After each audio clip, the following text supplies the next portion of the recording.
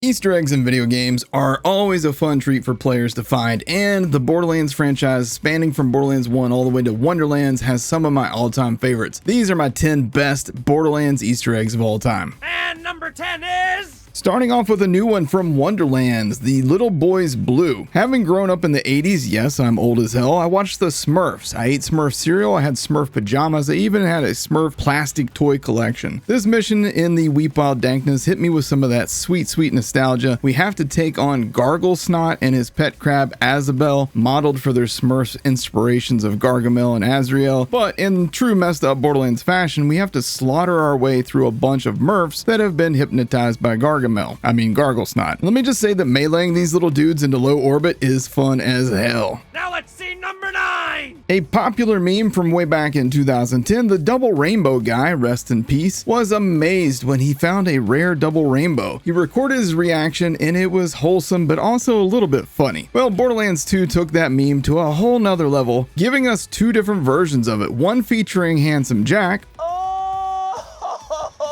and the other featuring Claptrap. Double rainbow. Full on. Both of these pay homage to a moment that the internet legend was born.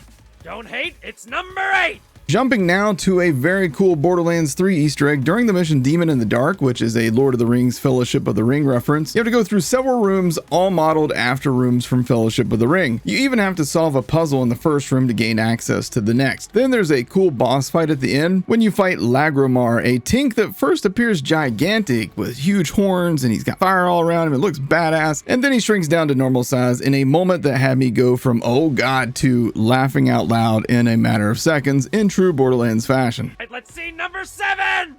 The Teenage Mutant Ninja Turtles Easter egg in Borderlands 2 is amazing. Tannis gives you the mission Splinter Group in Sanctuary, and she tasks you with getting a pizza from Moxie's place and delivering it into the sewers in an attempt to lure out and kill some mutated escapees from the wildlife preserve. This is another nostalgia trip for me, having grown up watching the Teenage Mutant Ninja Turtles cartoon on Saturday mornings and being one of the only people in my friends group as a kid that was able to beat the underwater stage in the Turtles NES game. Just a little humble brag there for you. Topping off this cool Easter egg, there is a room beyond where you fight the turtles where turning dials in this particular order that you see me do right here will summon in Flinter, who is a clear reference to the turtle sensei Master Splinter. Borderlands 3 features a similar Easter egg mission where you can summon one punch by turning dials in the underground of Lectra City as well. This is how many times this gun can make me happy! It's number 6! Sliding into number 6 is a weapon Easter egg, and this is the only weapon Easter egg on this list. This is one of my favorite weapons in the entirety of the Borderlands franchise. A lot of you guys will probably guess this, the Hellwalker. This is a reference to the super shotgun from Doom, and it is a worthy reference at that. Starting from the moment you pick it up,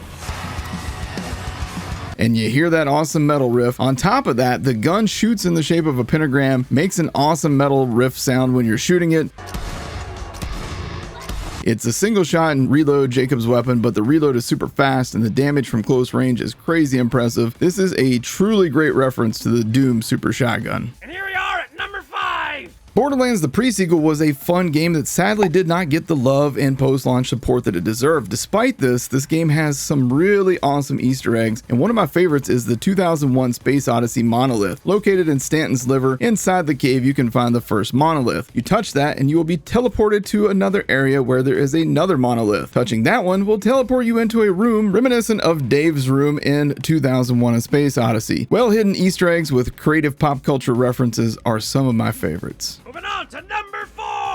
Now, I've never played a Dark Souls game because I'm easily frustrated and I lack, basic skills. But the Dark Souls Easter egg in Borderlands 2 is a well-hidden and creative nod to the Souls franchise. In Caustic Caverns, which you can access when Sanctuary takes flight, just beyond the area where you can fight a giant chrysalisk named Blue, you can see a small island in the distance. The trick is most players can't make it across the corrosion to get to the island. Having a huge shield capacity will give you enough time to cross the corrosion to the small island, where you can find a campfire and a knight named Solitaire. Now, this is a reference to Solaire of Dark Souls. Talking to Solitaire will only lead to him laughing, but if you look around the campfire, you'll occasionally see some souls appear. And now we're down to number 3! Geary! One of the first Easter eggs that I actually discovered in the Borderlands franchise before I even heard about anybody else finding it is the Super Mario Bros. Hidden area in the pre-sequel, and this remains one of my all-time favorites. Launch day of the pre-sequel was an exciting time. Everybody was racing to find OP gear and builds, figuring out farms and side missions with unique gear that's really good, but I distinctly remember the first time I came into this huge room and I looked around. Immediately, this spot right here caught my eye. All of the other elevators appeared to have a barrier at the top designed to kill the player if they ride all the way up, but this one was different. It looked like a warp pipe from Super Mario Bros. So I rode it up to the top expecting to be wrong, expecting to be smashed, but to my surprise, I instead discovered one of the coolest Easter eggs I'd ever seen in my life. It's as if Mario Bros. Was made in the Borderlands engine. And to make it even better, it was an Easter egg within an Easter egg, since it featured the original Super Mario Bros. Wall skip into the warp pipe room in the back.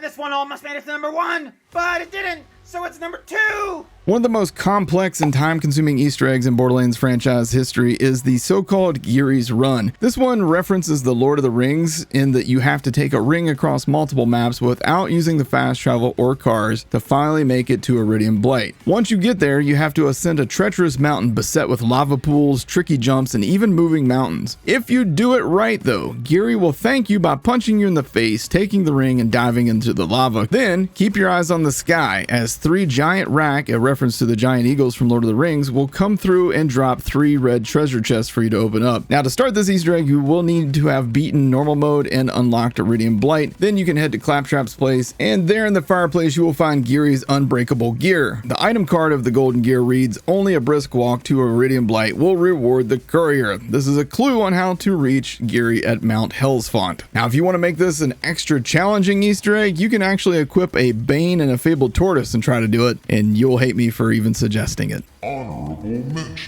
Honorable mentions: Tannis riding the fish, all of the amazing red text references across all the games. My favorite from Borderlands 3 being the Anarchy shotgun where it says the stacks, which is a nice reference to Gage. A few other Easter eggs that didn't quite make the cut are Pimon and Toomba in Borderlands 2, the Jurassic Park Easter egg in Borderlands 3, and the Terminator Easter egg inside of Borderlands 3. And finally, here we are at number 1!